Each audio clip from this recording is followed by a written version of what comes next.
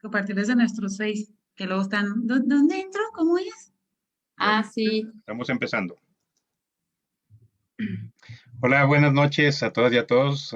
Les saluda Eloy Morales en esta nueva edición de Mezcal Derecho. En esta noche nos acompaña un panel de lujo. Vamos a platicar sobre todo con este contexto de la Semana de los Derechos de la Mujer, en la conmemoración de lo que es el Día Internacional de la Mujer y todos los eventos que ocurren y que se llevan a cabo para recordar algo que se tiene que recordar, que es concretamente a las mujeres como sujetos de derechos y no como objetos. Esta noche nos acompañan varias compañeras, amigas, conocedoras de los temas. Está Roxana Villaseñor, es maestra en Derechos Humanos por la Universidad Autónoma de San Luis Potosí.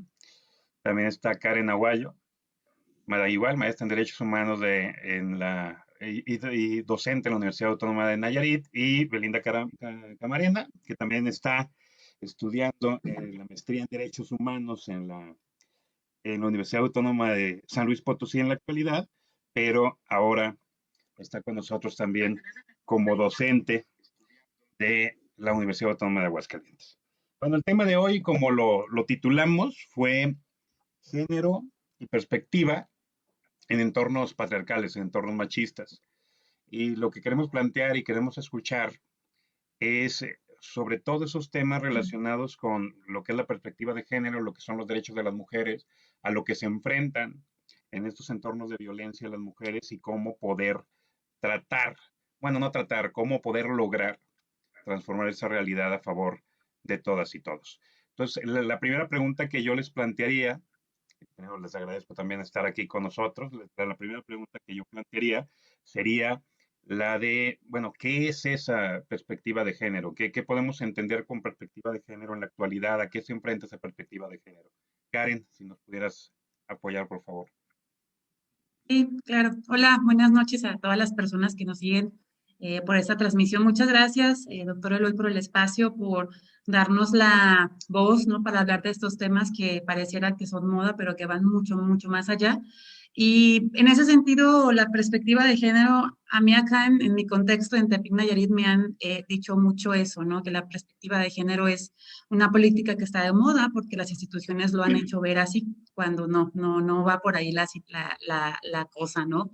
Primero lo que me gustaría aclarar es que no es lo mismo hablar de perspectiva de género y hablar de perspectiva feminista, son cosas distintas, ¿no? Y generalmente solemos usarlas como un sinónimo cuando no es así. La perspectiva de género para mí es una herramienta de análisis que es susceptible de apoderarse, de apropiarse a través de pues un discurso y un conjunto de acciones que van desde lo político y desde lo público, ¿no? Ahí es en donde se posicionan o se centran. Y lo más importante es que es una concepción feminista del mundo y de la vida, ¿no? A partir de la propia mirada de las mujeres. Entonces, se constituye por la crítica que se hace hacia la concepción androcéntrica y heteropatriarcal de la humanidad, del mundo en general, que históricamente pues nos ha excluido y nos ha invisibilizado.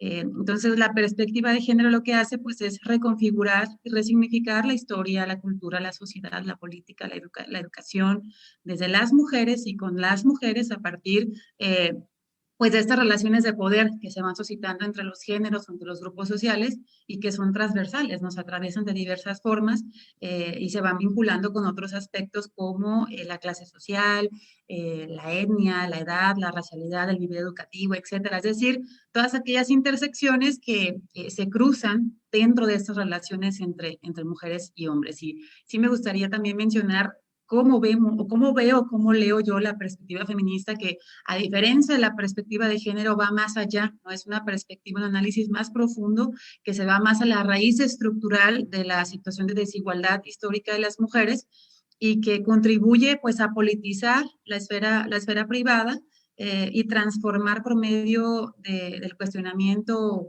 en todos los aspectos y ámbitos de la vida de las mujeres y de los hombres, tanto la esfera pública como el espacio político formal, ¿no? Como algo público literal, y por eso viene abanderada pues esta frase, ¿no? De que lo personal es político, justamente a partir de esta perspectiva feminista. Gracias, Karen. Muy interesante el tema ahí con la cuestión sobre todo distinguir esa cuestión con el feminismo, ¿no? Para llegar a esos temas. Roxana. Hola, buenas noches a todas y todos, a mis compañeras aquí que nos acompañan y gracias al doctor Eloy también por la invitación para participar en este foro. Bueno, la perspectiva de género. Sí, mira, la perspectiva de género hace alusión, como bien lo menciona Karen, a una categoría de análisis, a una herramienta que a manera de enfoque busca evidenciar las diferencias entre hombres y mujeres que se dan más allá de una cuestión de determinación de sexos, viene por una cuestión de diferencias culturales que nos han sido asignadas a lo largo del tiempo, ¿no? Sociohistóricamente hablando.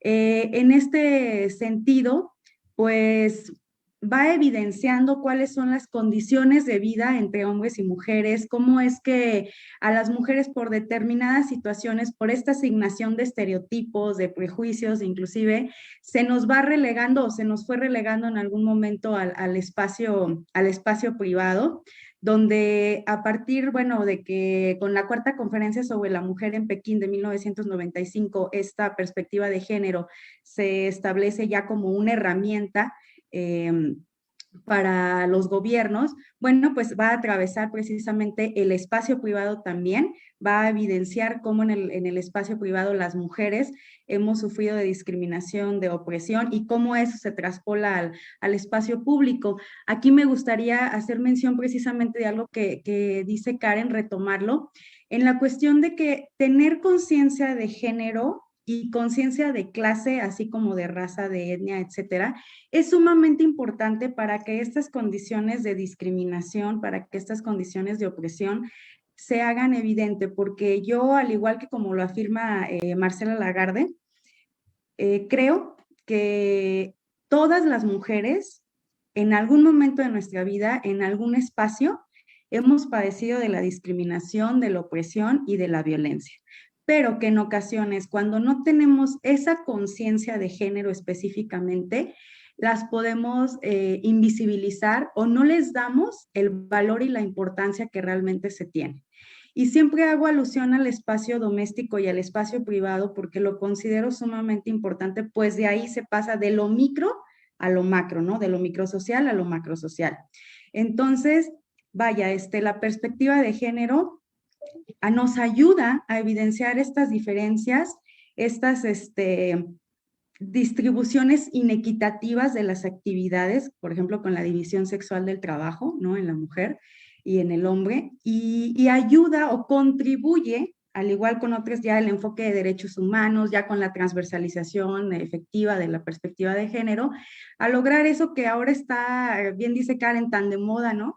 Que es la cuestión de una sociedad igualitaria, una sociedad incluyente, donde el acceso a la justicia en un sentido amplio, hablemos de justicia social, se haga efectivo. Pero creo que debemos de partir del hecho de tener esa conciencia de clase, esa conciencia de género, para poder llegar entonces sí a que la perspectiva de género sea efectiva. Y es ahí donde nos encontramos con ciertas resistencias, como yo creo que lo hablaremos más adelante en el programa. Gracias, Rox. Esa parte importante como pues pudiéramos verlo de la visión mística de arriba abajo, igual el micro al macro, de cómo empieza la violencia de ahí, pero sobre todo cómo se publicita, ¿no? Y cómo se toma una conciencia de violencia en vez de tener una conciencia de género. Beli.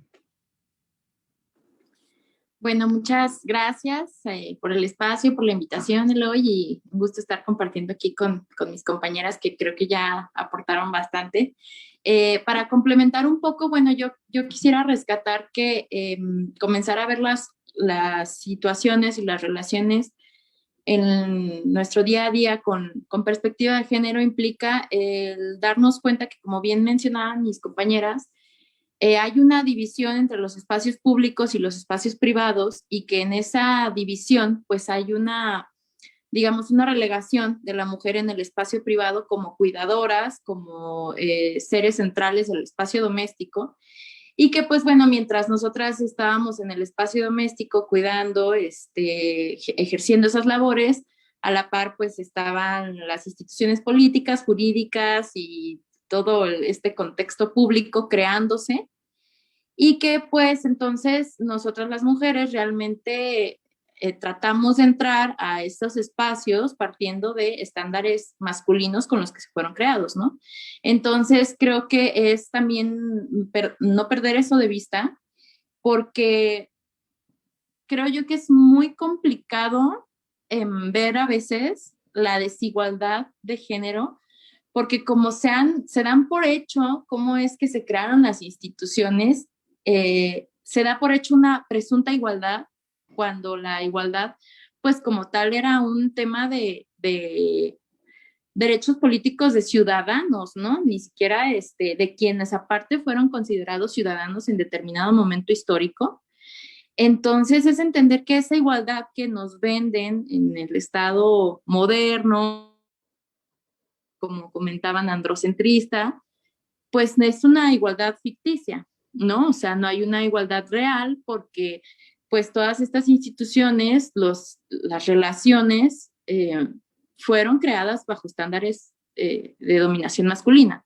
Entonces, creo que justamente el entender esa división entre el espacio público, el espacio privado, como algo en lo que este aspecto público no se metía, no lo regulaba, y que en el espacio privado, pues las mujeres ni siquiera tampoco teníamos una personalidad, ¿no? Adquiríamos realmente como la propiedad de el padre o del esposo y entonces ha sido una constante lucha de adquirir primero una propia personalidad dentro del espacio privado y posteriormente también al tratar de incluirnos en los espacios públicos, pues es toparnos con que son espacios públicos masculinizados.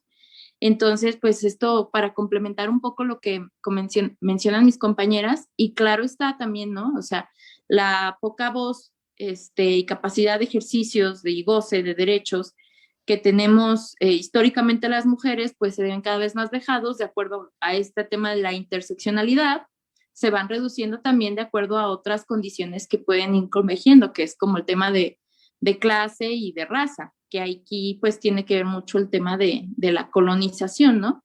Y bueno, eso sería para complementar un poco ya lo que han abordado mis compañeras. Gracias, Beli. Bueno, en esta primera parte creo que hay mucho de lo que podemos resaltar, pero más bien quiero que ustedes lo vean, ustedes que son las expertas lo tomen y lo desarrollen en el siguiente bloque y sobre todo en la cuestión del debate, si es que hay algún debate como tal. Creo que sí, para tener un debate debíamos traer aquí algunos medio machistas para que pudieran debatir con ustedes, ¿no? Para que realmente se pudiera meter un debate.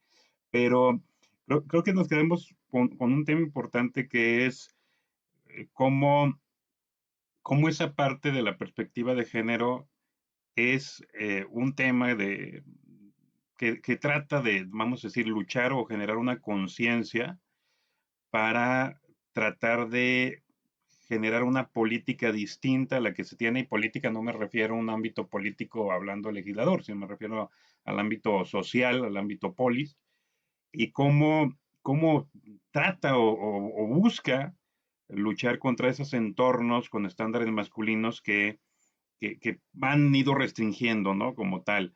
O sea, una parte que dijo Karen me pareció muy importante que fue el resignificar, o sea, darle un nuevo significado, un nuevo contexto a esa parte.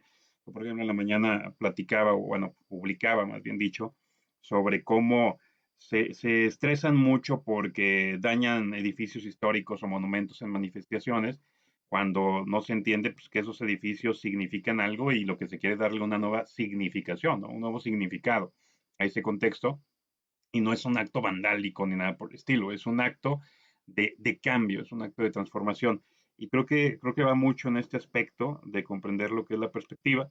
Pero ahora entonces yo les preguntaría, bueno, desde el aspecto como lo dijo Karen, como lo dijo Rox, Belly, esa conciencia, esa perspectiva de género, incluso esa perspectiva feminista que es más profunda todavía, eh, ¿cómo influye esto para lograr que la mujer retome los espacios que le quitaron, no que perdió, que le quitaron, y cómo poder, o esto también cómo ayuda a hacer efectivos sus derechos como tal?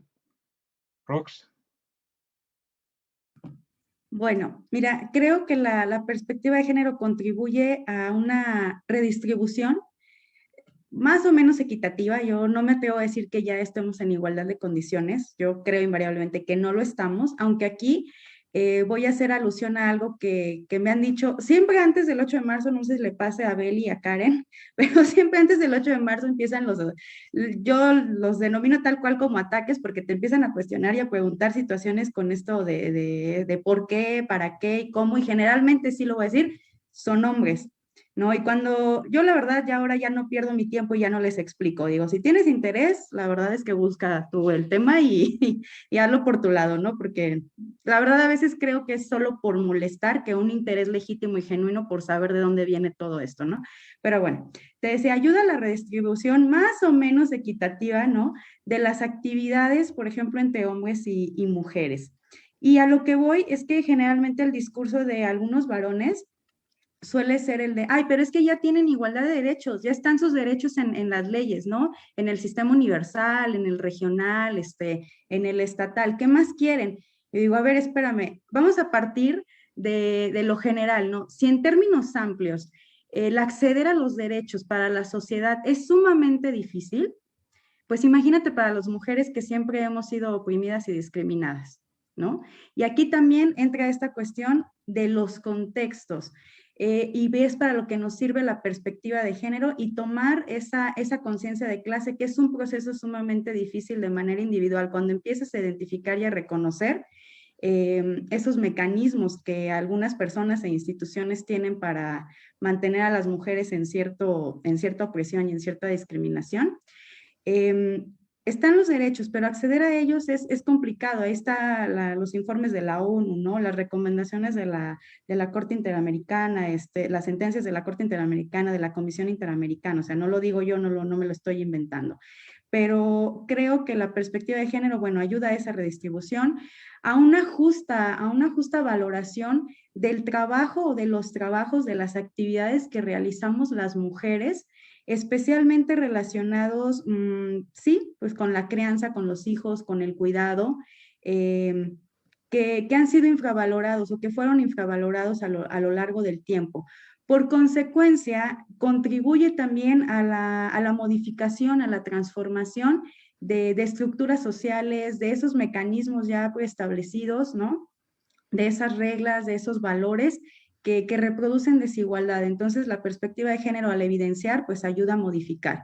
Y por ende, fortalece la capacidad de decisión de las mujeres. Yo creo que ahí vamos unas de las otras de la mano, quienes tomamos esta conciencia de clase, porque también quiero mencionar de género, perdón, que el hecho de que en las instituciones o en los puestos de decisión, en los puestos directivos, existan mujeres al mando, no significa una agenda ni feminista ni una perspectiva de género, ¿no? A veces, por el contrario, son quienes te hacen el camino más complicado.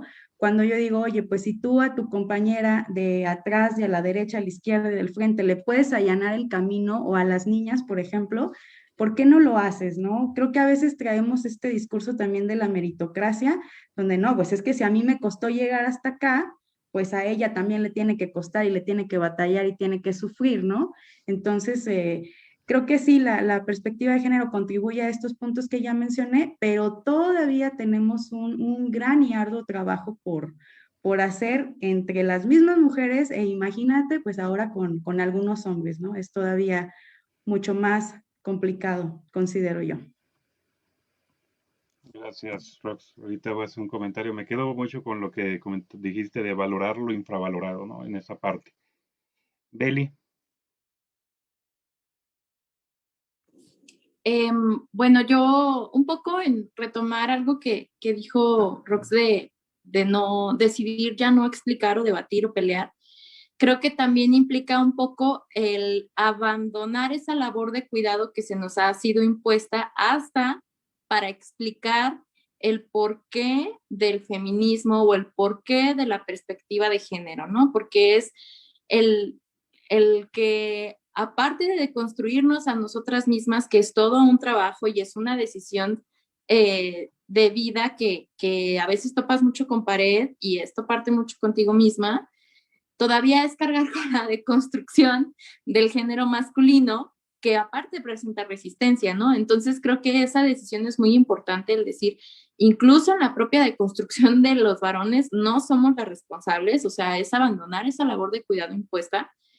Y creo yo entonces que la perspectiva de género ayuda a darse cuenta que hay una situación de violencia estructural, que luego la palabra violencia es más impactante cuando es en las cosas, como mencionaban, de que los monumentos y que rayan y que rompen vidrios, etcétera, y se manifiestan y nos tienen a las feministas como histéricas. Y bueno, pues para empezar, yo pienso, soy de la idea de que tenemos muchas razones para estar enojadas. O sea, creo que es como, ni siquiera tenemos que decir que no estamos enojadas, o sea, es como de, claro, históricamente tenemos todo el derecho de estarlo. Pero aparte de eso, es como de darse cuenta que esa violencia impacta mucho porque es como cuestionar esos monumentos de instituciones masculinizadas, de instituciones de que deben de ser de tal manera, pero aparte, creo que es justamente en el tema de la perspectiva darte cuenta que hay diferentes formas en las que se ejerce la violencia de género, que es toda la violencia estructural, ¿no? La violencia económica, la violencia psicológica, que también influye mucho, la violencia en el ámbito de las relaciones afectivas, la violencia política. Y entonces, darte cuenta que muchos actos que se consideran normalizados representan violencia, empieza a cambiar tu vida como una mujer que decide romper esos paradigmas, ¿no? Y darte cuenta también, yo pienso, respecto al género masculino, que pues es que hay actos que son violentos, que han sido normalizados justo por toda esta desigualdad que ha sido tan invisible, pues es, bueno, más que invisible, ha querido permanecer invisible, es justo lo que es una herramienta, como mencionan mis compañeras, para poder resignificar todo y poder transformarlo, ¿no? Y creo que aquí viene mucho la palabra de la deconstrucción, porque no es como reajustar o reformar o reacomodar, ¿no? Es volver a construir nuestras formas de relaciones ya desde un plano de igualdad.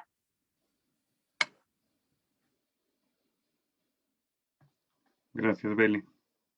Ahorita también esa parte que está comentando, bueno, creo que hay un tema también aquí que lo dejo sobre la mesa, como lo manejas de por qué explicar el feminismo, a mí por qué explicar la perspectiva o por qué llegar a esa parte o por qué piden explicaciones, es como, ¿por qué pedir un favor o pedir un permiso para algo que es un derecho, ¿no? En esa parte también. Karen. Bueno, yo aquí dividiría mi participación en dos sentidos. Primero, lo relativo a la perspectiva de género, ¿no? Que me parece que esta herramienta ha sido más o menos útil para las instituciones públicas, sean del Estado en todos sus niveles, las instituciones educativas en todos sus niveles, hasta en la comunidad, podríamos decirlo también. En el sentido de que, bueno, se ha puesto en el centro la discusión de las políticas públicas, de las políticas educativas, a partir del marco constitucional, en donde el artículo 4 nos dice que somos iguales, hombres y mujeres, etcétera, etcétera. Entonces, las instituciones están obligadas, ¿no?, a colocar el tema ahí, adentro.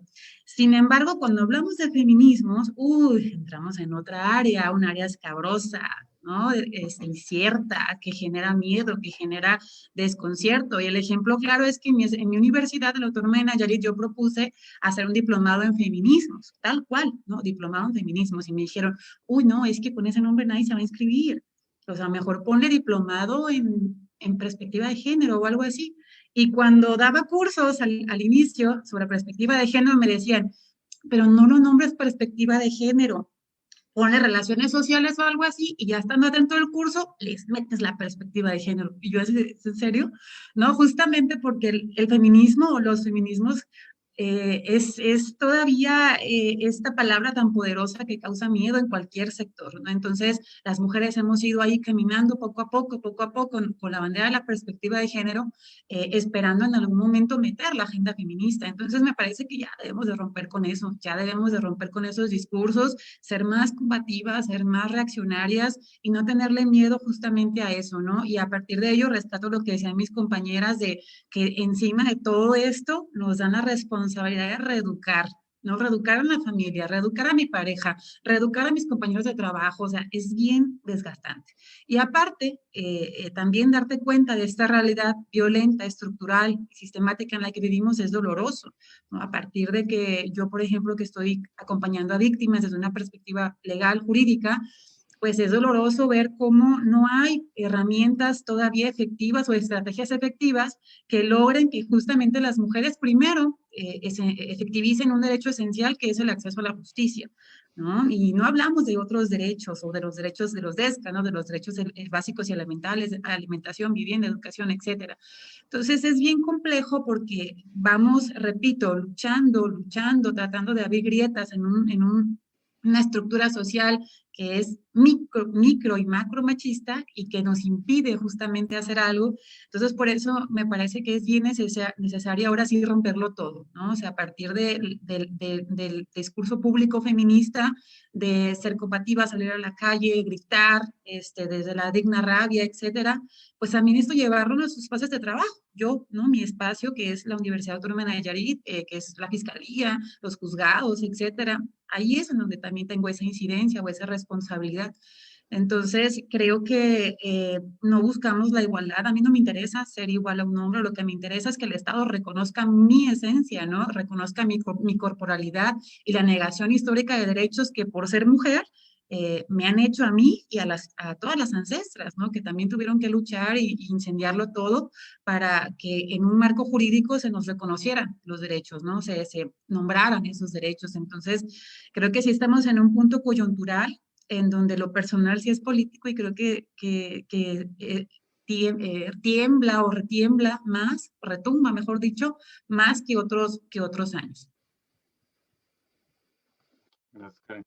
Bueno, para pasar vamos a decir, el último bloque del programa, yo resaltaría, bueno, lo primero que dije, por ejemplo, el comentario de Rox me pareció muy importante, cómo el valorar lo infravalorado, cómo lograr que hay que identificar el problema, reconocer el problema y entonces volver a darle el ámbito de valoración que tenía esa circunstancia de ser mujer en este entorno. Respecto de lo que comenta Beli, lo que decía hace un momento, la circunstancia de vamos a hacer visible, pero sobre todo hacer visible algo que a mí me corresponde, no pidiendo como un favor en ese aspecto de hacer efectivo que se garantice algo para mí, sino que es algo que tengo y que tengo que vivirlo, tengo que no sufrirlo, sino vivirlo realmente y hacerlo efectivo. Y parte de lo último que comenta Beli también, lo uno a lo que dice Karen, y sobre todo esta última parte, me gustó mucho la palabra que dijiste, romperlo, hay que romperlo todo, o sea, la deconstrucción es esa, una destrucción de unas bases que no sirven y desde las bases, desde los cimientos, reconstruir, no, es construir algo, ¿no? Construirlo como tal, romperlo y construirlo para poder llegar a esta parte. Eh, una parte que dijiste al principio me acordé mucho de un post que tuviste hace unos días, ¿no? De cómo te tuvieron miedo unos policías para entrar ahí a los tribunales por el color, por el cubrebocas morado que llevabas. O sea, es lo que decía, pues los significantes, ¿no? Los símbolos que tienen para esta cuestión. Bueno, para entrar a esta última parte, voy a aprovechar. Hay algunos comentarios y quiero irlos planteando para que los escuchen y sobre todo a partir de ahí podamos generar esta última parte del debate. Por ejemplo, Martín, un compañero que está con nosotros en los programas regularmente, nomás ahora quedamos en que vamos a trabajar con mujeres y lo queremos hacer constantemente, no nomás para esta cuestión de esta semana. Pero decía la legitimidad de las protestas, o sea, hacia dónde está esa legitimidad de las protestas y si son legítimas y necesarias, ¿no? Él está de acuerdo en eso, más bien lo que plantea es que quiere escucharlas a ustedes. Eh, Elizabeth, Elizabeth Tello, que también constantemente nos sigue, le agradezco eso. Dice, la abogacía en sí implica una enorme disparidad en comparación de nuestros iguales masculinos. Yo en lo personal me he topado con ser subestimada en mis capacidades profesionales por la sola razón de ser mujer. O incluso colegas me dicen, Lick, usted está bonita, no está para trabajar. También Elizabeth continúa, dice, estuve haciendo prácticas en el despacho de un profesor de la carrera que me dijo que yo quedaba bien de secretaria, que las oficinas eran para los abogados varones de la firma. Viridiana Matanzo, de Nayarit, nos dice cómo conseguir la equidad de género ante las diferencias de oportunidades aún presentes en la actualidad, a pesar de los esfuerzos para evitarlas. Yolis, agradecemos a Yolis que esté aquí con nosotros. Próximos programas la vamos a invitar para que nos platique y aporte, porque aporta muchas cosas. De hecho, ella recientemente estuvo aquí en las manifestaciones en Aguascalientes. Y también hay que saber reconocer a los falsos feministas, aquellos machistas que defienden públicamente al feminismo, pero son agresivos en su actuar y tienen actitudes machistas o micromachistas que evitan que avancemos. Esos son los comentarios que tenemos aquí, bueno, sobre estos comentarios y también lo que han dicho ustedes. Bueno, hay afirmaciones, hace un rato decían, bueno, habla de la igualdad, son iguales, no son iguales, ahí está la ley, ahí está el discurso.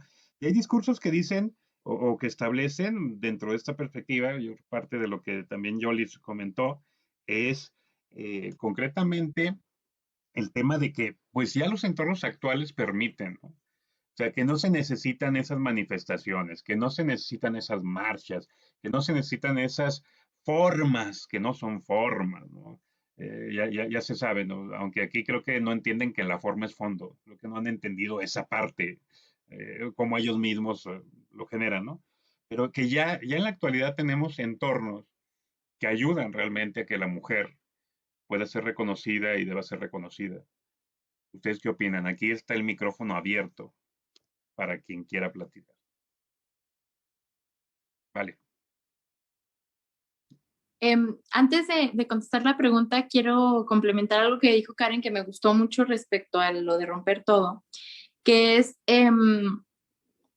al menos a mí me pasó y veo cuando tengo este tipo de pláticas con alumnas, que cuando empieza uno a ver estas cuestiones de violencia y a decir si hay desigualdad, primero hay una como excusa de, bueno, no es que yo sea tan feminista o tan radical, o etcétera, porque hay un miedo primario a incomodar y hay un miedo primario a perder la validación masculina, porque estamos creadas en un contexto en el que la validación masculina es todo, en todos los ámbitos, ¿no?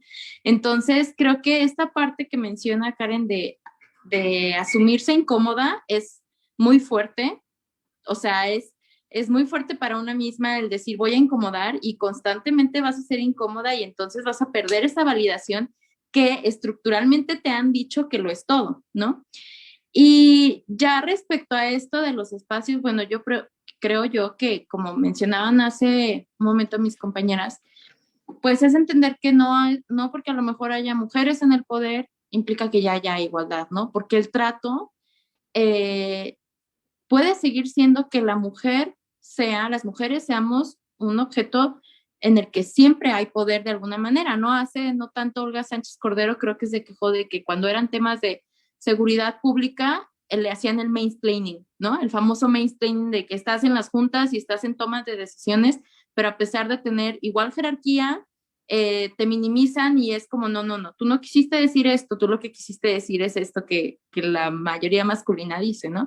Entonces, yo aquí sostengo mucho un poco lo que decía de a lo mejor las mujeres estamos entrando a espacios ya públicos y políticos, pero estamos entrando muchas veces forzadas a masculinizar muchas de nuestras cualidades o capacidades, ¿no? Como esto de ser altamente competitivo en el trabajo y no ser emotivo y tener un carácter fuerte, es entrar a los espacios de trabajo, entrar a los espacios políticos jugando el mismo juego de dominación masculina que se ha jugado por muchos, muchos años.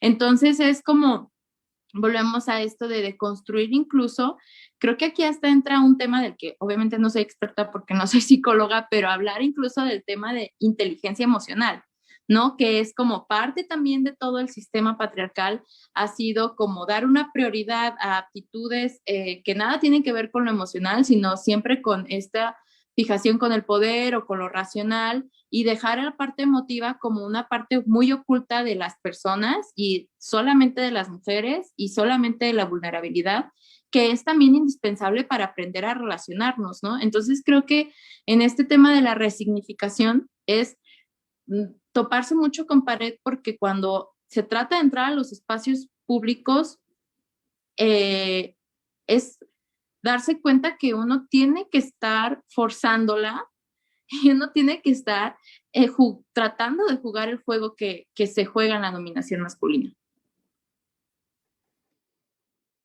Adelante, Karen. ¿Ya puedo hablar? Bueno, yo voy a hacer comentarios muy breves respecto a las opiniones de las personas que nos están escuchando. Qué chido que se animan a también a cuestionar, ¿no? Y a problematizar. Primero que para mí los aliados no existen. Los hombres que se presentan como feministas, híjole, me dan mucho miedo, ¿no? Qué necesidad de ir por la vida diciendo soy feminista, pues no. Creo que los verdaderos aliados hacen su lucha en su espacio, ¿no? Sean en la academia, en la casa, en la calle, en el espacio de trabajo. Ahí es en donde empieza esa alianza con las mujeres, ¿no? En el sentido de ya no acosar, de ya no compartir el pack de la compañera, de tratar con dignidad como debería ser a mi madre, a mi hermana, a mi esposa, a mi novia, a mi hija, no sé. O sea, me parece que ese es el verdadero cuestionamiento o el papel, mejor dicho, de los hombres en este tema, ¿no? Y segundo, respecto a lo que comentaba la compañera, de lo que le han dicho, que está bonita y que todo eso, a mí también me lo dijeron, bueno, que estaba bonita, no tanto, ¿ah? Pero sí me dijeron que era muy sensible y que por mi sensibilidad no servía para ser abogada, que me dedicaba a otra cosa. Ahora esa sensibilidad me hace nombrarme orgullosamente abogada feminista, ¿no? Porque es lo que marca la diferencia con la abogacía tradicional. El hecho de cómo trato yo a una víctima de violación, por ejemplo, que es menor de edad y que no tiene recursos económicos para pagar a un súper abogado, ¿no? De estos despachos así súper pomposos y todo eso, a cómo trataría un hombre a esa víctima de violación, ¿no? Entonces, qué bueno que estás en este espacio, no sé cuál sea tu lucha, pero ojalá también seas abogada feminista y eso sin duda marca la diferencia en todos los espacios, eso es bien, bien importante. Y finalmente, respecto a la protesta, que comentaba el compañero, bueno, aquí tenemos un marco que nos legitima para salir a gritar a las calles y marchar y romperlo todo, que es el propio marco constitucional, ¿no? Donde se nos reconoce el derecho a la libertad de expresión, de ideas, de asociación, de organización, etcétera. Aquí el punto es que entran como estas leyes cívicas en donde dice que los monumentos no pueden ser dañados y ensuciados, no sé qué, no sé qué. Pero, por ejemplo, aquí en Nayarit lo que hizo el gobierno, y así lo entendí desde mi óptica, fue respetar la forma de protesta de las feministas, no criminalizar esta protesta y reconocer la deuda histórica que se tiene con las mujeres, cosa que en Ciudad de México, por ejemplo, no pasó, ¿no? Pero no sé si ustedes vieron los videos y las notas de cómo amotinaron a las compañeras, cómo desaparecieron a una compañera por más de 6 horas, apareció golpeada, ¿no? Cómo les lanzaban gas lacrimógeno a las compañeras cuando ellas lo que hacían era poner imágenes de las víctimas de feminicidio y flores en ese muro que se hizo en el Zócalo. Es decir, ahí es donde tenemos que cuestionar y decir, bueno, ¿de qué se trata? ¿No? ¿De qué se trata si son mujeres protestando en la calle en contra de la violencia? Es decir, ahorita 12 mujeres al día son asesinadas en este país, 12 mujeres no regresan a su casa y las mata la pareja o la expareja generalmente. ¿No? Y el asesinato es por medios violentos, de odio, en donde hay una hazaña, ¿no? De asesinarlas, de mutilarlas, de silenciarlas, de invisibilizarlas, de desaparecerlas. Entonces, me parece que si no se llega a esa raíz, como lo comentaba el doctor Eloy, pues no podemos nombrarnos una sociedad civilizada, ¿no? Y muchos hombres que están en la política o en los espacios de toma de decisiones, se jactan, ¿no? De que vivimos en una sociedad civilizada y por qué las feministas hacen eso cuando no cuestionan justamente la raíz, la profundidad de todo esto. No leen los mensajes que están en Palacio de Gobierno o en el Congreso, etcétera. Entonces, creo que deberíamos de ir primero por ahí, ¿no? Por cuestionarlo y ya luego sacar conclusiones.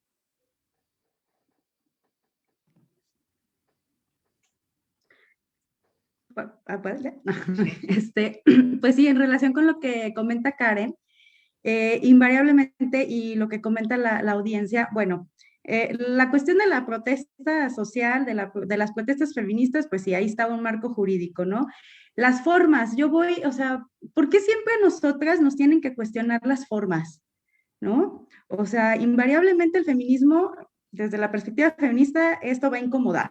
¿Por qué? Porque se busca arrancar de raíz estas situaciones que están viviendo o que estamos viviendo las mujeres, ¿no? Y como seres humanos le tenemos miedo a lo que voy con esto, es al hecho de que los varones piensan, algunos de los hombres o el género masculino piensa que nosotras, las que somos feministas,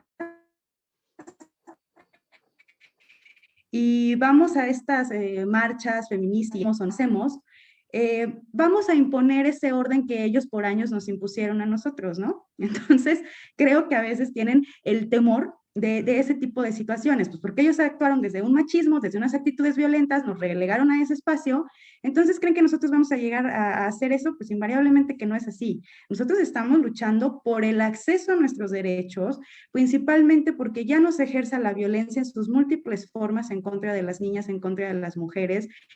Estamos pugnando y también porque estamos indignadas por la cantidad de feminicidios que existen actualmente, de 10 a 11 feminicidios diarios, que ahí también nos encontramos con otro punto en cuestión de acceso a la justicia.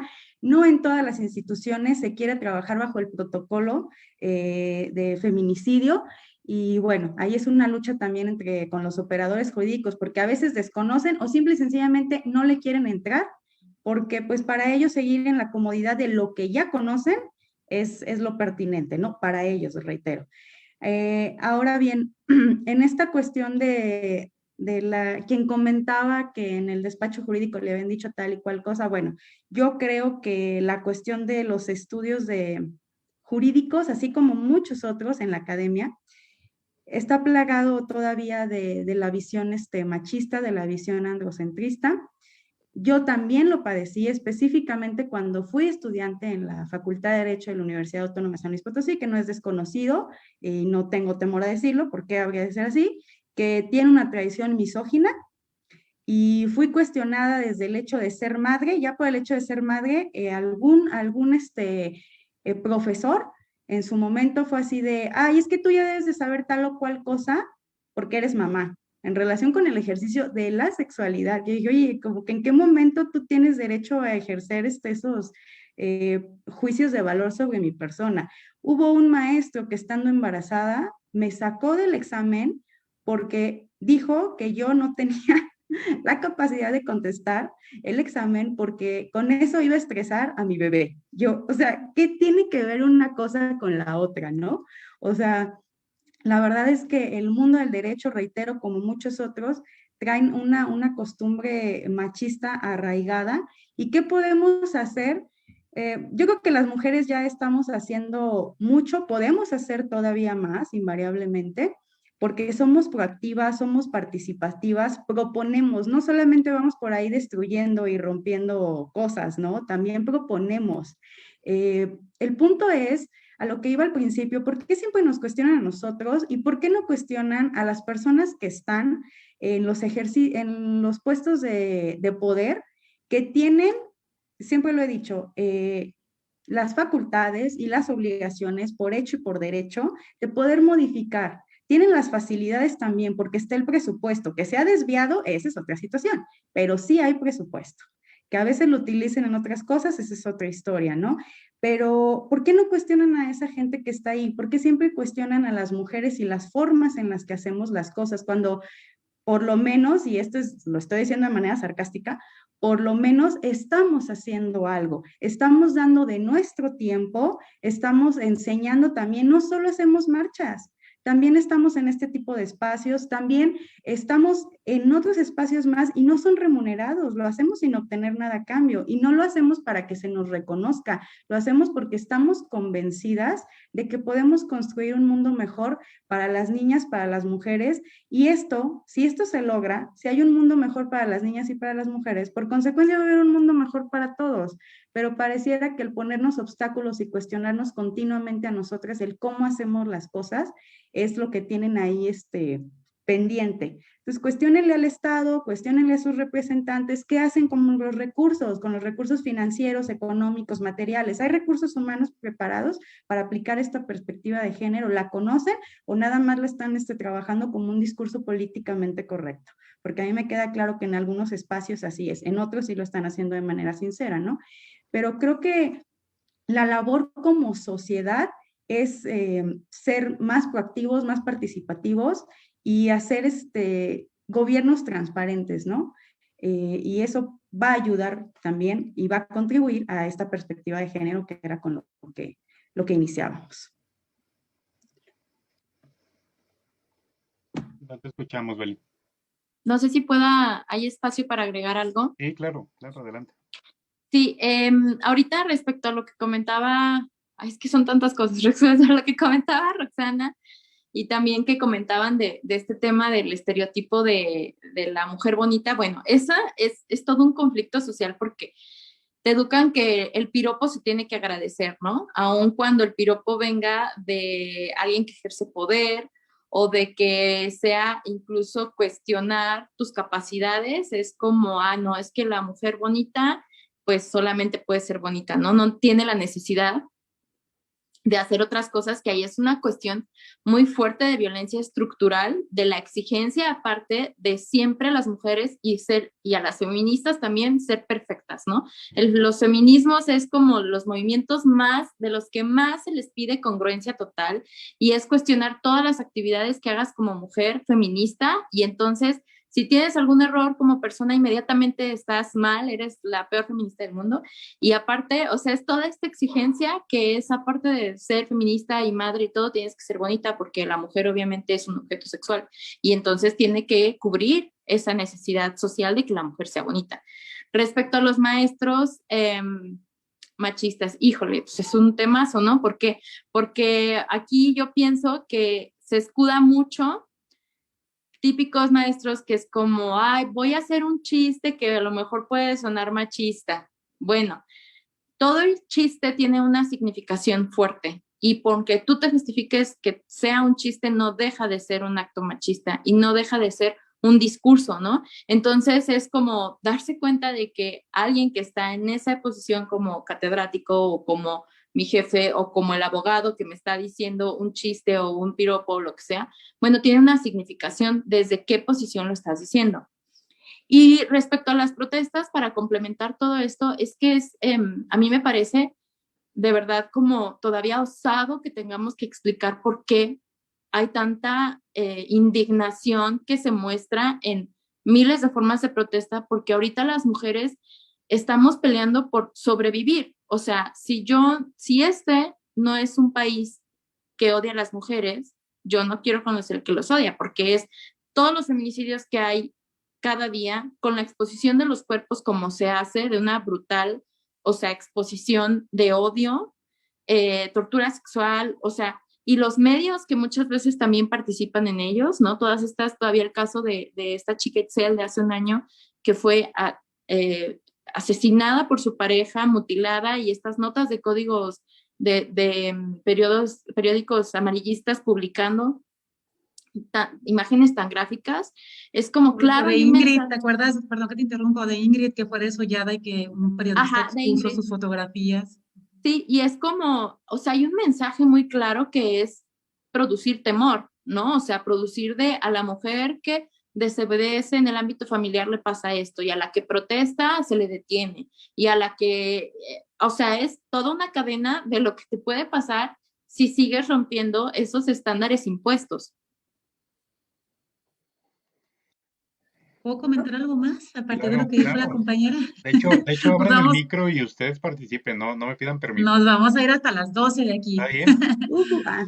Bueno, yo creo que la protesta feminista es el último recurso, por eso cada año más mujeres salen a la calle. ¿Por qué? Porque yo que acompaño a víctimas escucho la narrativa de los hechos, ¿no? ¿Cómo inició y cómo va el proceso? E inicia tocando todas las puertas a las que tiene acceso de acuerdo a los recursos que tiene a su alcance. ¿Qué significa esto?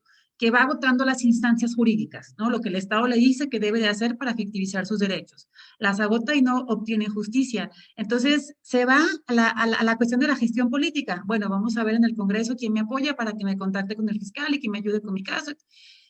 Y luego, no tengo recursos para pagar un abogado. Bueno, vamos a la Comisión de Atención a Víctimas del Estado para que me asigne un abogado, una abogada de oficio, etcétera, etcétera. La defensa a veces es deficiente porque tampoco tienen los suficientes recursos. Entonces, empiezan a ir a cursos, a seminarios, a diplomados, se empiezan a informar que hay otros procesos a los cuales no tienen acceso, como el sistema interamericano, etcétera, o las comisiones de derechos humanos a nivel nacional, estatal, etcétera. Es decir, hacemos de todo, ¿no? Hacemos absolutamente de todo. Y cuando no somos escuchadas es cuando pasa esto, ¿no? El recurso que me queda, pues, es salir a la calle y gritar y romperlo todo.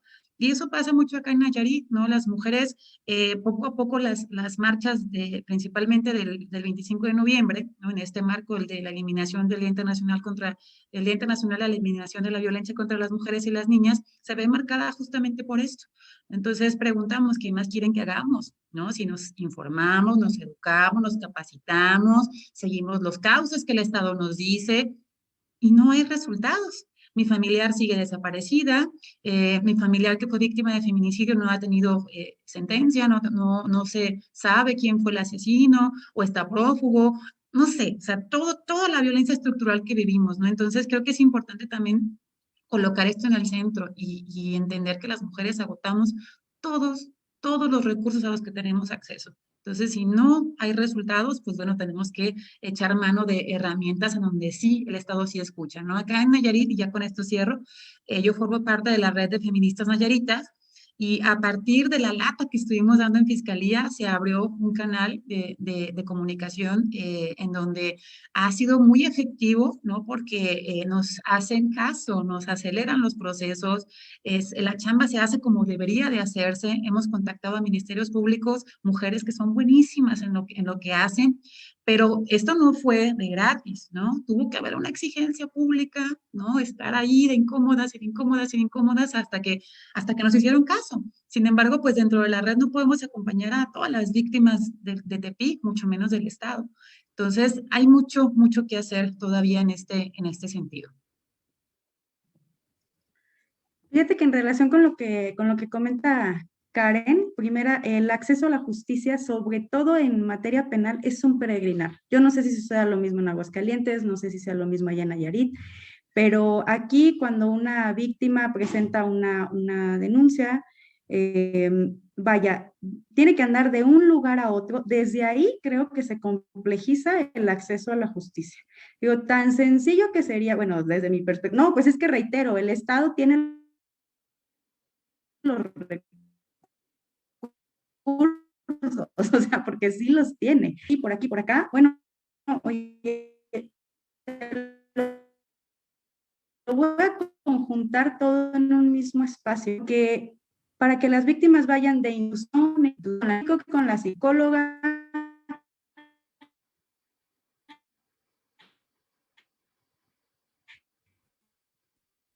¿Está teniendo problemas de audio, Rox, o es mi internet? Aquí, que ahora te voy a mandar. No sé, ¿los demás sí me escuchan? ¿Ya me escuchó? Bueno, comentaba que, bueno, tienen que andar de institución en institución. Entonces, aparte de la cuestión moral, de la carga que trae la víctima en ese momento, una cuestión emocional también que a veces la dejamos de lado completamente, viene la cuestión económica, no solamente para ella, también para las víctimas indirectas, como pueden ser los familiares.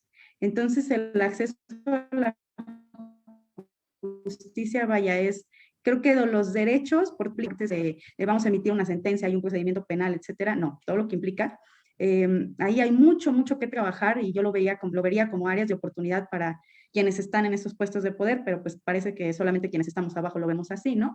Y por otro lado, quisiera cerrar con una reflexión que hace unos meses un conocido, yo le platiqué en ese momento, a alguien muy cercano a mí me llamó para decirme que había sufrido violencia física por parte de su pareja. Yo lo comenté y me dice, ay, te relacionas con puras mujeres que han sido violentadas. Y le dije, oye, ¿por qué mejor tú no te preguntas con qué hombres te relacionas tú que ninguno ha violentado a ninguna mujer? O sea, ellos, voy por esta cuestión que ahorita está, que lo del pacto patriarcal, pues es que existe, es un pacto tácito, ¿no? No estoy diciendo, ay, es que lo firmaron y lo suscribieron, no, obviamente que no. Pero es tácito, entre ellos se cubren, entre ellos siguen tolerando chistes machistas, actitudes machistas, discriminatorias. Entonces, ¿por qué entre ellos mismos? Creo que esa sería la primera labor que tienen la gran mayoría de los hombres, voltear a ver a sus pares cómo siguen perpetuando la violencia, la discriminación y la opresión en contra de las mujeres. Y entonces sí, voltear a ver qué hacemos y qué no hacemos las feministas o quienes nos identificamos como feministas para poder hacer un cambio. Voy a leer unos comentarios nuevos que tenemos, unas preguntas y comentarios, igual para si alguna de ustedes quiere responder o hacer alguna referencia. Sí, Cristi Pacheco, también le agradecemos que nos esté viendo. Y si es cansado reeducar, pero debe ser un compromiso hacerlo para continuar abriendo camino en la reconstrucción del reconocimiento de derechos de las mujeres. Un niño se educa 100 años antes. Excelentes panelistas. De hecho, hay muchos comentarios así, mandando saludos, estableciendo que son un gran panel. También dice Luna Intensa, también de Nayarit, dice, en efecto, la paridad en realidad la han aceptado los hombres porque se les obligó, pero siguen sin perder el poder, o mejor dicho, minimizan la actuación profesional de las mujeres en todos los ámbitos. Jacqueline Lara comenta, creo que para que la sociedad pueda entender sobre los derechos de la mujer, se debe comprender por un lado que tanto hombres como mujeres contamos con las mismas capacidades para realizar, razonar y desarrollarnos en los espacios tanto públicos y privados. Desde pequeños, desde pequeños nos mandan a las mismas escuelas, recibimos la misma educación, entonces tenemos derecho a las mismas oportunidades. Elizabeth nuevamente comenta, sobre todo estos últimos puntos que estuvieron planteando, dice, dice Elizabeth, ya ni hablar del Estado metiéndose en nuestros aparatos reproductores, imagino que tiene que ver con todo el contexto también de las últimas reformas y de los últimos movimientos que tratan de otra vez cosificar a la mujer y no tenerla como derecho a decidir sobre su cuerpo. Y Elizabeth también, sí, en Aguascalientes me ha tocado llevar a mujeres golpeadas y que no las quieren mandar al médico y me dan cita días después para que ya se les quiten los moretones y de paso el esposo le dé otra sobada por andar quejándose. Y Citel Joali, también aquí de Aguascalientes, en Aguascalientes también es el mismo peregrinar, relacionado con el tema o lo que preguntaban respecto de lo que pasaba para la cuestión de las víctimas. Dice Joali también, me gustaría escuchar su opinión respecto del pacto patriarcal, la guerra que genera el narcotráfico y su impacto en las violencias que se cometen contra las mujeres en todo sentido. No sé quién quiera comentar algo sobre esto.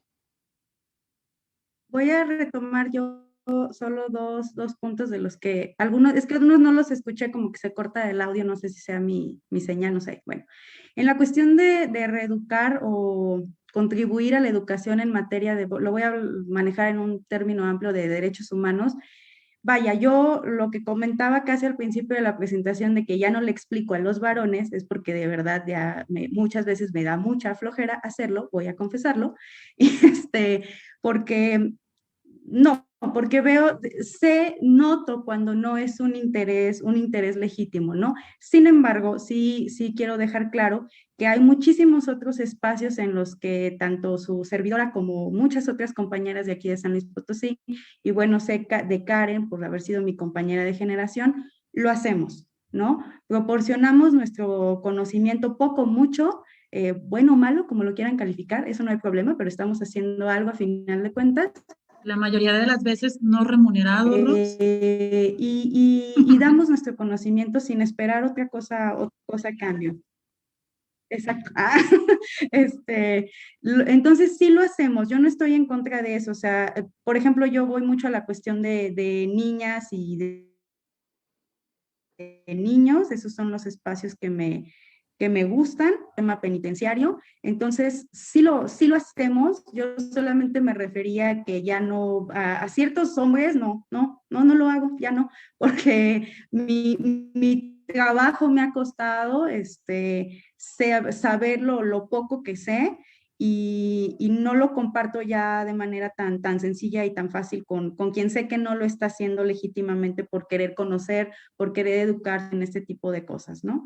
Entonces, eso. Y algo último que se me fue, ahora sí se me fue el avión, algo último que comentaban de la relación de la guerra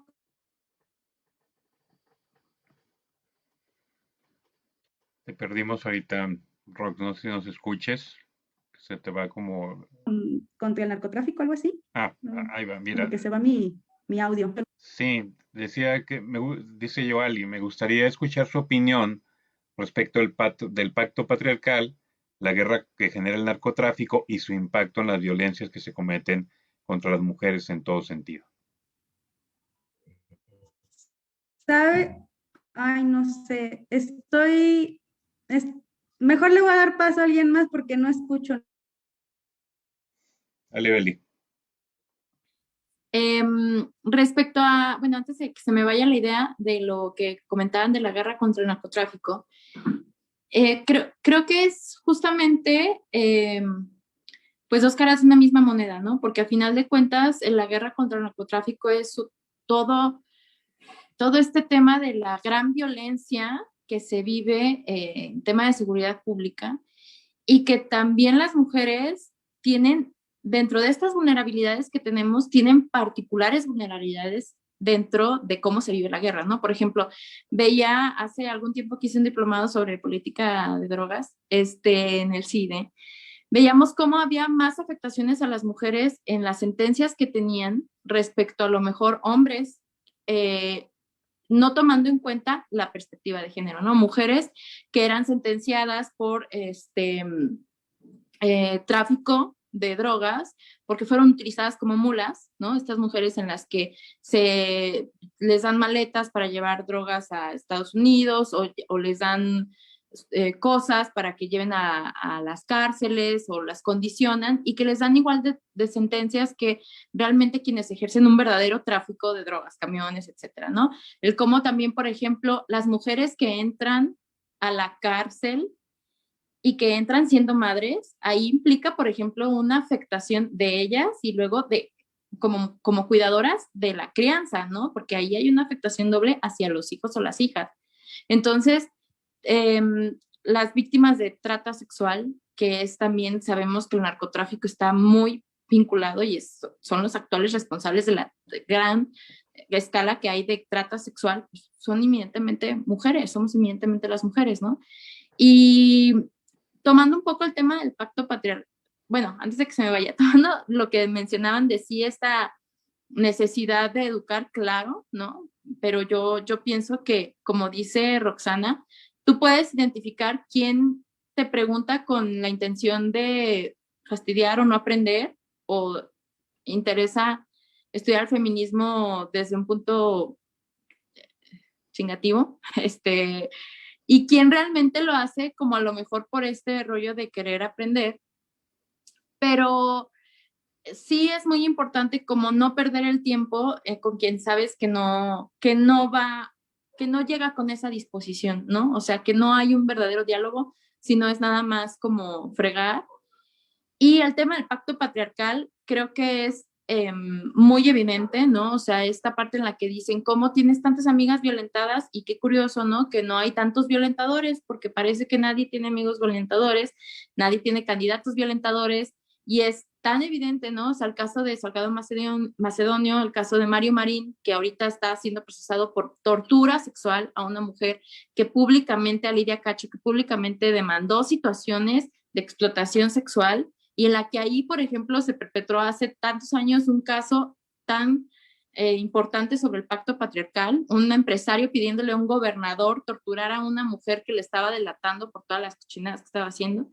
Y es como, pues, hay el pacto patriarcal entre amistades que se rolan el pack, entre amistades que no, que defienden a sus amigos violentadores físicos, sexuales, y al nivel masivo a las autoridades que no les interesa si un candidato tiene acusaciones de violación, si tiene acusaciones de tortura sexual, si salen los diputados con discursos misóginos, no es un punto de interés porque se da por hecho que pues no importa en el aspecto político, porque volvemos a este tema, lo privado es privado, ¿no? Y lo político se queda aparte.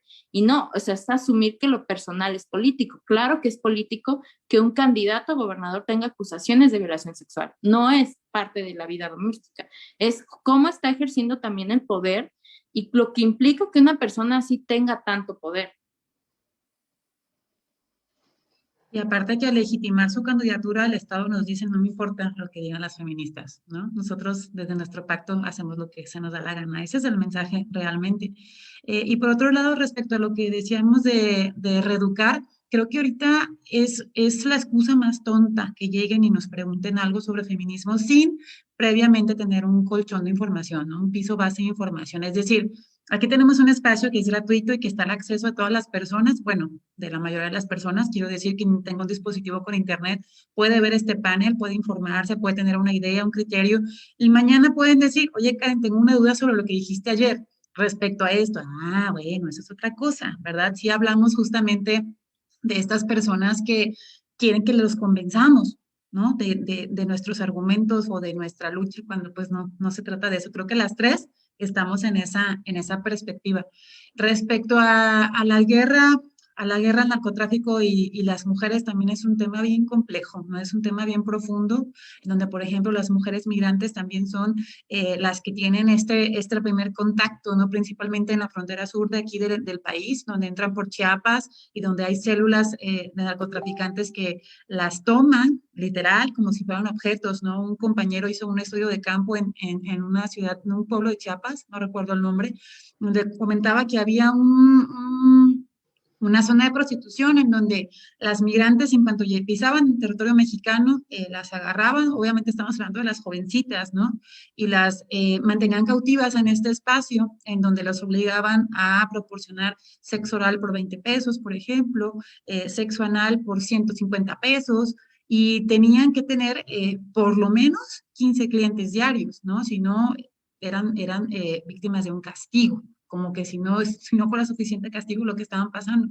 Entonces, cuando intentaban escapar o algo así, obviamente eran asesinadas y desaparecidas, ¿no? Entonces, es un tema bien complejo en donde el Estado tiene, creo que, la deuda histórica mayor, ¿no? A gran escala, porque hablamos de violencias, híjole, bien cabronas. No encuentro otra palabra, ¿no? Para explicar la violencia extrema, grave, sistemática y estructural que viven las mujeres que están implicadas o relacionadas de cierta forma con estos espacios. Otra cosa es, por ejemplo, el momento de las detenciones. Acá en Nayarit, la administración gubernamental pasada, en fiscalía específicamente, se vivió un momento histórico oscuro, ¿no? En donde, no sé si ustedes sepan la historia del ex fiscal, ¿no? Que estaba coludido con narcotráfico, que ya está detenido. Bueno, una historia oscura, oscura, oscura, donde aquí no había justicia. Entonces, en esa época hubo muchas detenciones a mujeres de manera arbitraria. Es decir, si llegaban a una casa en donde había algún compañero, no compañero, perdón, algún hombre del bando contrario, detenían a las mujeres, fueran hermanas, esposas, etcétera. Y lo peor es que muchas de ellas siguen encerradas todavía, ¿no? Tuvimos contacto con una de ellas que pudo mandar una carta y expresar, ¿no? Que desde 2014 estaba detenida, no tuvo debido proceso, juicio, audiencia, notificaciones, nada. Ella ni siquiera sabía por qué estaba detenida ahí. Entonces, es una cuestión bien profunda en donde también tenemos mucho que hacer, pero claro que es un tema escabroso porque nuestra propia vida muchas veces está en riesgo, ¿no? Entonces no sé, es un tema muy sensible para mí, ¿no? Que me deja mucho esto de la necropolítica, ¿no? Cómo el Estado deja a las mujeres en este espacio allí para que sean desaparecidas desde esta perspectiva y pues no hace nada. Antes de concluir, hay un par de comentarios para lo que es Karen y Rox, les pongo en contexto. Aquí tuvimos igual el 9, perdón, el 8 tuvimos marcha, tuvimos una marcha feminista, un movimiento feminista, y hubo detenciones. Al final hubo unas detenciones de unas chicas que supuestamente por haber roto unos vidrios de Palacio de Gobierno. Hicieron unas pintas, pero también rompieron unos cristales de unas ventanas de Palacio de Gobierno y hubo detenciones, pero la reacción policíaca sí fue muy burda, sí fue muy arbitraria, creo yo. O sea, del uso de la fuerza del primer nivel se fueron de inmediato al cuarto nivel. Y bueno, las preguntas sobre ese contexto es, ¿ustedes qué opinan cuando hay, aunque creo que ya, por ejemplo, Karen comentó algo, pero qué opinan cuando sobre estas manifestaciones hay detenciones? Por estos temas, por temas, no tanto que se ponga en riesgo la vida, la integridad de una persona, sino por, por las manifestaciones a los símbolos, ¿no? Y sobre todo detenciones brutales. No, cuando hay eventos o impactos relacionados con el narcotráfico no te encuentras a ningún policía, pero cuando hay mujeres manifestándose, hay policías en exceso, ¿no? No sé qué opinan ustedes. Beli. Sobre estas manifestaciones, bueno, yo pienso que para empezar, ¿no? O sea, que no, que ya se ha dicho mucho respecto a que no se utilizaron los protocolos debidos, ¿no? Personas de seguridad pública utilizando, ropa de civiles cuando están en mando. Para empezar, pues eso es violenta leyes sobre seguridad pública. Hay protocolos, ya hay recomendaciones en el tema de documentos jurídicos internacionales que justamente hacen la orientación de no utilizar en contextos de protesta social como primer recurso el derecho penal, ¿no? Y entonces creo que, bueno, a lo mejor tú lo que eres penalista puedes hablar un poco más en relación a cómo eso lo usa el Estado, pero que creo que sí deja un mensaje muy claro que sea el primer recurso y que sea el recurso contra jovencitas y que sea cuando justo la protesta estaba bajando, cuando ya había menos personas, es cuando llegan más policías y cuando llegan más a abatir esta cuestión, pues evidentemente parece como buscar toda la vulneración necesaria y toda una estrategia para poder armarlo de esa manera, ¿no? Y que el mensaje es claro, el mensaje es un poco lo que comentaba hace rato. ¿Qué es lo que le pasa a las mujeres que protestan? ¿Qué es lo que le pasa a las mujeres que rompen vidrios? Ah, pues te puede pasar esto y es también un discurso político fuerte, ¿no? No queremos protestas, no queremos que rompan los vidrios, aun cuando sabemos que hay todo un cauce que está orillando a que cada vez, incluso a mí me sorprendió, yo fui a la marcha y a mí la verdad me impactó de una manera muy positiva ver que había muchas chavitas, o sea que yo, por ejemplo, empecé a entrar en el tema de los feminismos, pues ya saliendo de la universidad y que yo pues estando en la universidad, pues eso era como de, sepa con qué se come, ¿no? Y como de, ay, no, las feministas, ¿qué serán, no? Y ver que cada vez hay generaciones que desde más chicas se están inmiscuyendo, es como que cada vez está esto cambiando y sí a veces platicaba con amigas, a veces es bien triste y sientes, ay no, es que no se va a caer el sistema patriarcal, pero a veces cuando ves que más chavitas están protestando y más chavitas están cuestionándose y deconstruyéndose, pues resulta bastante inspirador. Esto ya como anexo al tema de la marcha. Bueno, yo creo que lo que significa o lo que evidencia es que el gobierno del estado de Aguascalientes es misógino, machista, y le tiene miedo a las mujeres, ¿no? Entonces no puede usar otra vía más de que la fuerza pública para silenciar o para reprimir o para oprimir una protesta de esta naturaleza. Y al mismo tiempo, todos los tratados que está violando en ese marco. Aquí es en donde es bien necesario pues el litigio estratégico feminista, ¿no? Que entre justamente porque si nos vamos a la norma, a estas leyes cívicas, que es el caso acá del Estado de Nayarit, no sé en Aguascalientes como esta cuestión, que digamos que es el primer momento en donde la ley puede actuar, ¿no? Que es una falta administrativa como tal, así lo dicen acá. Entonces, que no haya ese conocimiento, ¿no? Y que se vayan directamente a lo que dice el derecho penal, híjole, me parece tan grave, y pues aquí sí tienen que sacar la casta las feministas en Aguascalientes y pues a nivel nacional. Yo no me di cuenta de la represión de Aguascalientes, no lo vi en redes sociales, en ningún otro espacio.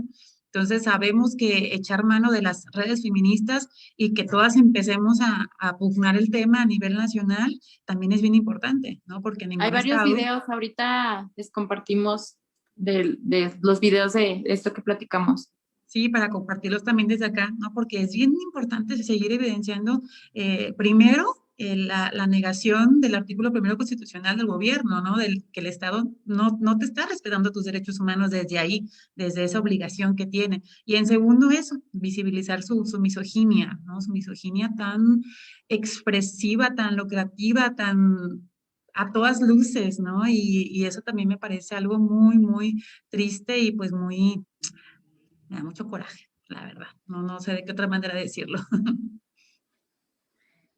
Bueno, yo también desconocía esta cuestión de lo que sucedió en Aguascalientes, pero creo que tenemos claro todos los integrantes del panel y probablemente quien nos esté viendo, que el uso de la fuerza debe ser lo último, ¿no? Que siempre hay protocolos para poder disuadir en este caso y que si, como lo sabemos bien, lo que tanto les molesta es que se destruyan cuestiones de carácter simbólico, el patrimonio, etcétera. Bueno, hay otro tipo de procedimientos para poder enfrentar ese tipo de situaciones y no tenían o no tendrían por qué acudir al uso de la fuerza, pero también creo que esto nos lleva a mencionar que a las mujeres siempre nos colocan en esta dicotomía de las buenas y las malas mujeres, ¿no?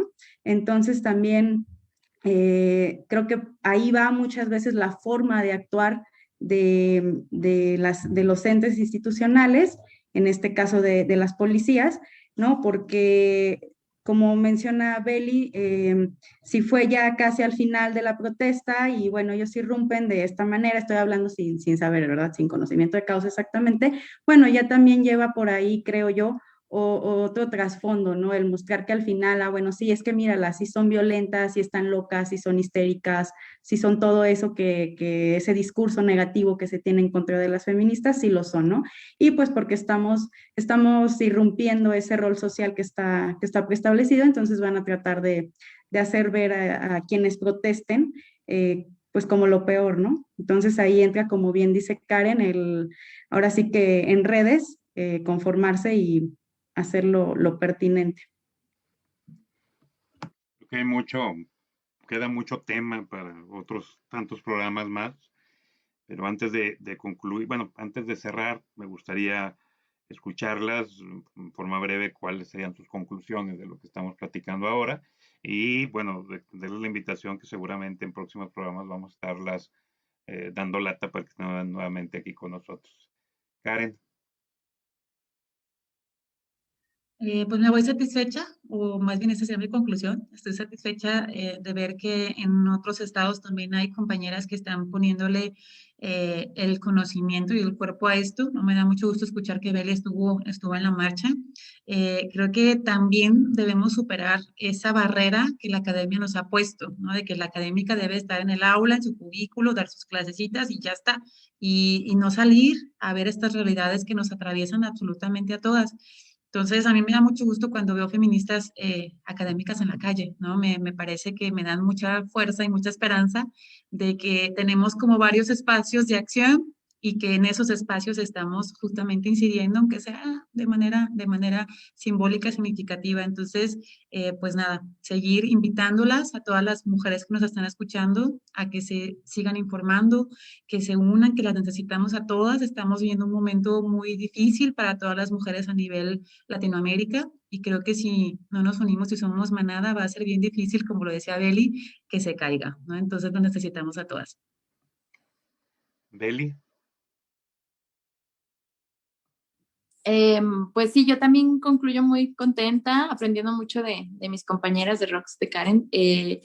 Yo pues agradecértelo y el espacio estuvo muy padre, se me pasó bien rápido, casi que por mí que siga, pero pues esperar que haya generado algo en quien nos haya escuchado, tanto mujeres como hombres, ¿no? O sea, el autocuestionarnos, el que si da un poco de esperanza, si hay alumnas que me escuchan, que por favor sigan, que a veces es topar mucho con pared, pero que también yo pienso, tengo la fortuna de dar clases porque me encanta y reiteradamente sale el tema del feminismo y yo constantemente les digo, pues que espero que de verdad no vivan la violencia que generalmente viven todas las mujeres, que sé que es muy difícil que eso no pase, que eso pase, o sea, que no lo vivan, o sea, es imposible, pero que al menos ya vayan con un poco más de conciencia que a lo mejor nosotras no tuvimos porque tuvimos que aprenderlo de una manera diferente o después.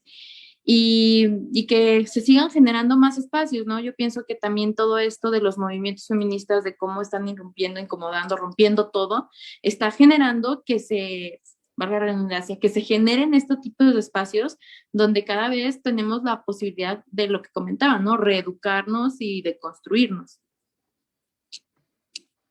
Rox. Ay, pues primeramente muchas gracias, Eloy, otra vez por la invitación. Igual aprendo mucho de Karen, de Beli. A Karen un gusto volver a verla y tener contacto con ella. Beli, mucho gusto por conocerte. Y bueno, a quienes nos escuchan, nos ven, muchísimas gracias por la atención, por el tiempo. Yo siempre digo que el tiempo es lo más valioso que alguien nos puede dedicar, ¿no? E invitarles a que se cuestionen cuáles son todavía esas actitudes, conductas machistas que todos tenemos interiorizados en algún punto, porque crecimos en este sistema, nacemos, crecemos en este sistema, nos educan en este sistema, ¿no? Y sí, como bien dice Beli, el tener esta conciencia es difícil ser feminista, es difícil darse cuenta de todas esas violencias, de esas opresiones, de esas discriminaciones, pero creo que es más difícil el seguir soportándolas, el seguir tolerándolas y el seguir encubriéndolas. Entonces, tenemos ahí ardua labor, desde ser académicas, en mi caso que soy mamá, muchas otras. Yo trato de empezar siempre desde mi casa y me cuesta, lo reconozco. Tengo un varón y dos mujeres y a veces mis propias hijas son las que me hacen tomar conciencia de cómo hago diferencias y ahí es donde me cae primero el 20. Entonces, empiecen desde sí mismos a cuestionarse qué hacemos, cómo replicamos estas conductas y así con esas pequeñas cosas vamos logrando todavía cuestiones más significativas, ¿no? Y más amplias para poder mejorar esta situación en la que hemos vivido las niñas y las mujeres. Bueno, les agradezco mucho a Karen, a Beli, a Rox por estar aquí, por haber aceptado la invitación y sobre todo les agradezco por todo lo que nos dejan bastante. No solamente, como dice Beli, ustedes aprendieron, yo aprendí bastante y sé que muchas y muchos de los que nos están viendo también. Y como les dije, está abierta la invitación y seguramente más adelante vamos a tenerlas nuevamente aquí si ustedes quieren, porque el público las aclama, estoy viendo esa parte, y qué bueno. Y bueno, yo para concluir, bueno, agradecerles a todos los que nos están viendo. Ahorita con todo lo que están comentando, me quedo con bueno, me recordé de un tema, eh, del INRI, ¿no? Que cuando el sistema monoteísta patriarcal retomó parte de la historia y se inventó que el INRI significaba Jesus Nazaremus, rey de los judíos, algo así, o de los judíos, cuando realmente el INRI implicaba Igne Natura Renovatur Integra, es decir, todo se renueva a través del fuego, entendiendo que el fuego es el sol y el sol no era el sol, era la sol, era femenino, era creadora, ¿no? Entonces, como dicen, se va a romper, se va a caer, bueno, pues ahí está esa parte.